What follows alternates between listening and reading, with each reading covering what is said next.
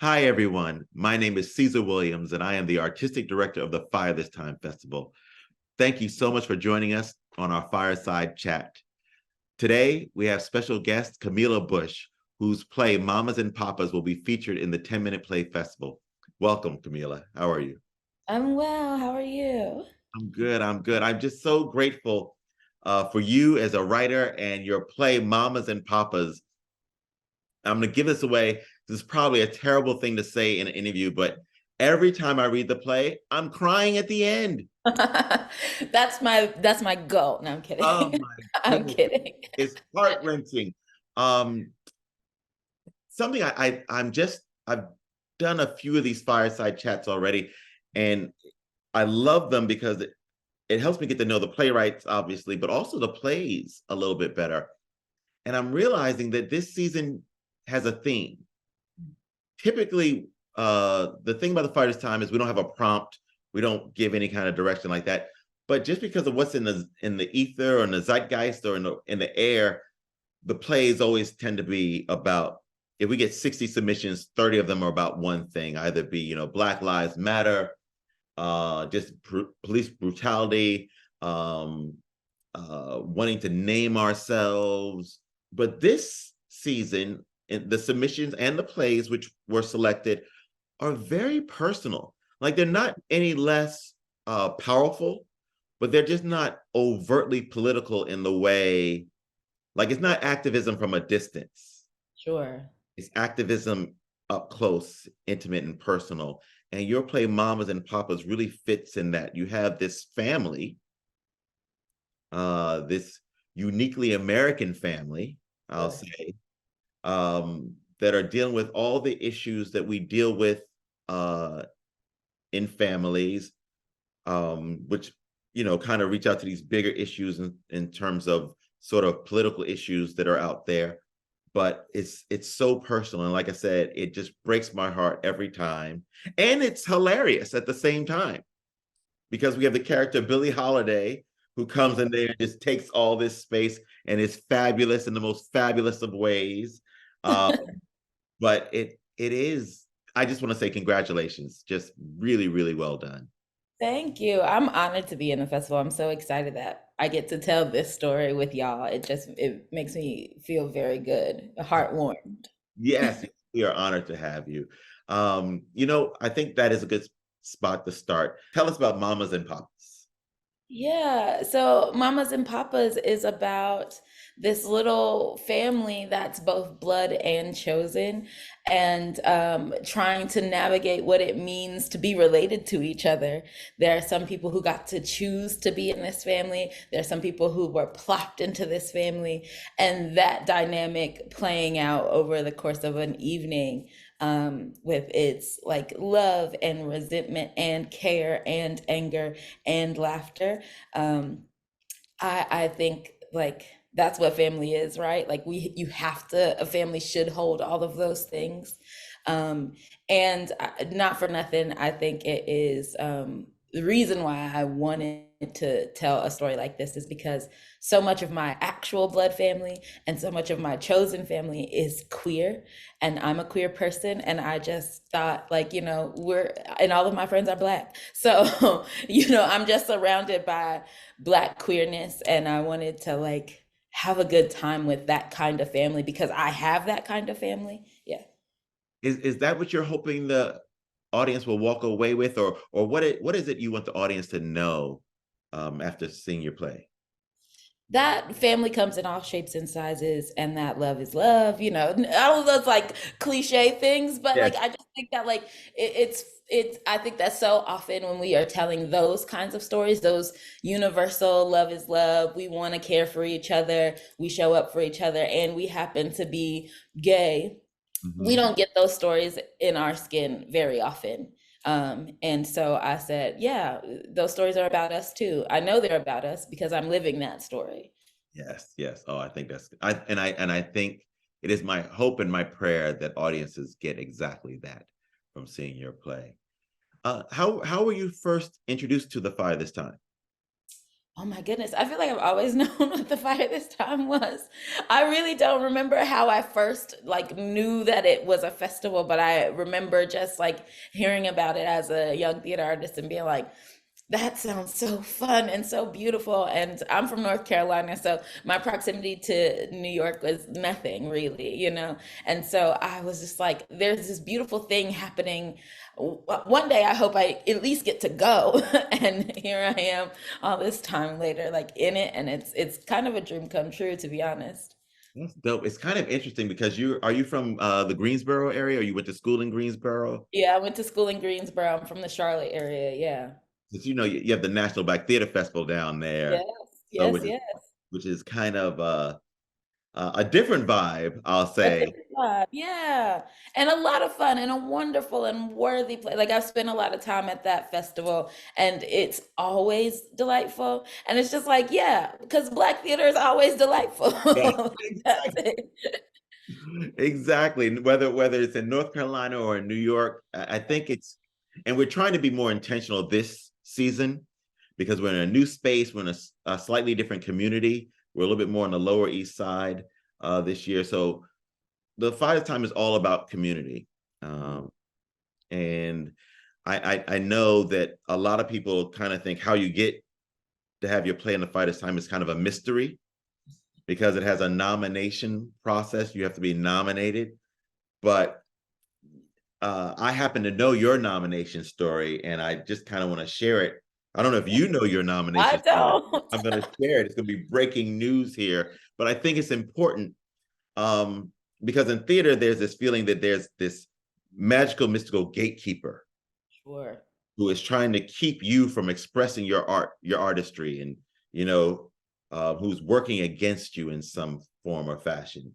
And when we're very public about the fact that you have to be, in order to submit, you have to be nominated, and it feels very restrictive. But actually, what you did and what I think most of the playwrights this season were nominated because they reached out, because they expressed interest, because they wanted to be part of the community. And so it's another cliche. I mean, pretty much all of you knocked on the door and then the door was opened. Sure. You touched base with our wonderful literary manager, AJ Muhammad, or one of our producers, Julian Hairston, or Danielle Covington, or our founder and executive director, Kelly Gerard, or an alum, or somebody. Sometimes folks came to see the festival, and at the end they hung out and they introduced themselves and they expressed their interest, and then somebody within the producing team nominated them. So I really think it's important that people know that we're just trying to build community, Sure. and so I'm just so grateful that you knocked, you Yeah, know. it's such I have a beautiful relationship with AJ, and so I'm talking about that community. I know that I'm here because of the community AJ and I have created. Did the pandemic and all the the the racial reckoning, or whatever people are calling it, the social unrest, how did that impact you as an artist? I don't know. I think that it was like some of the most clarifying times for me as an artist. I have this weird relationship to the writer I became during the shutdown time and that racial reckoning. Like for most of like my high school and college years, I was one of those out in the streets. I'm marching, I'm out there. And for some reason during 2020, I couldn't compel my body to go and like be out there. There was so much fear for some reason in my like physical being that I was like not able to soldier up in the ways that I had in the past. And even the one time I did go to a march, it did not go well. I was targeted and followed by the police, honestly, and separated from my group. And it was just really frightening. And not that I felt like I have to lock myself behind a door and stay here to stay safe, but I found a different kind of refuge. And I said, okay, if you're going to be in the house, you got to make something. Like, if you can't go out in the streets like you used to, you got to find your way in this fight another way. And I was always a writer who was going to write about our lives and our value and our beauty and our joy and our pain and all of those things. I was always that kind of writer, but I felt, I don't know, a special responsibility to it once I realized that like the kind of soldier I had been Mm. wasn't going to be the kind of soldier I was going to be during that version of the fight. And so, like I said, I have a weird relationship to that new soldier, but I'm grateful for her, and I'm glad I got to know her in that way. And it makes, so it's, yeah, there's fear in there, but there's also great joy and pride that like I found a new way. Um, and yeah, I was reminded in myself because I had said it all the time. There, people who were like, "I'm not going out there to that protest with you. I'm not going to put my life on the line with you." And I was like, "Well, you don't have to. You can do this. You can do this. You can do this." And I had to like give myself that lesson during the shutdown time, and it was humbling and beautiful and scary and wonderful. Yes, you had to rediscover self-care. Yeah, And 100%. And that's an act of resistance in itself. it is. It is. And yeah, yeah, I just listening to myself and listening to my body and what it was capable of in that time was of utmost importance, and just like a real celebration of like who I am as a person, a celebration of our community, and a celebration of like being Black in general. Yes, exactly. If you were not doing what you're doing right now, what would you be doing? I would be teaching. My degree is in education, and I taught high school for like this long before an artistic director said, "You hate this. Come with me." and but I would still be at home teaching because I didn't hate it. I didn't love where I was teaching, but I loved teaching and I loved connecting with those students. And it was a great experience that I wouldn't trade for anything, because I think that like more people should get like if they're going to be theater artists, I think more people should get theater educations, because you have to know everything. You have to do everything because you're going to teach everything. And so it has made me like a I think a better artist in general, because I know how to talk to every person who works in a theater building, because at some point I was having to teach and guide students through what path they might be able to take. So I love being a person who has an education degree and loved teaching, and would and will at some point return. I like being the fun aunt now. Like people invite me over to like do a little guest lecture. I love being the fun aunt. I'm like, yes, here we go. I'm going to teach this little class for 90 minutes and then I'm going to go back to my life. I love that. That is great. That is great. Do you have any other stories you'd like to share about yourself, about your art, anything? Um, just that like I think that like the center of what we do is collaborative. I think that like what I love most about theater is collaboration.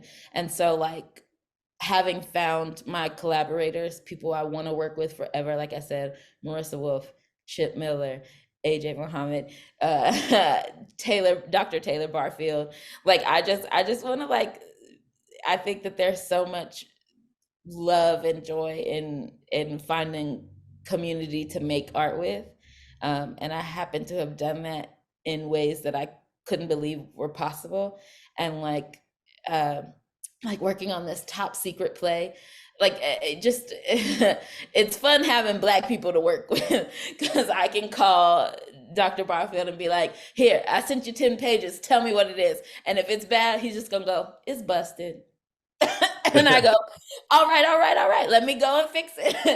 And if it's good, I know it's good, because like we just, and it just, I think that like I'm so grateful to have those close collaborators like Dr. B and Chip Miller and all the folks around that just help. That I think you can't do this art alone, and I'm so grateful that I have found the people I want to do this art with.